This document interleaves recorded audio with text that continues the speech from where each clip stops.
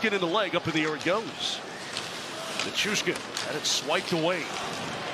Habs get it back. Big Valen's down deep. Backhand shot. He scores! Val Nichushkin!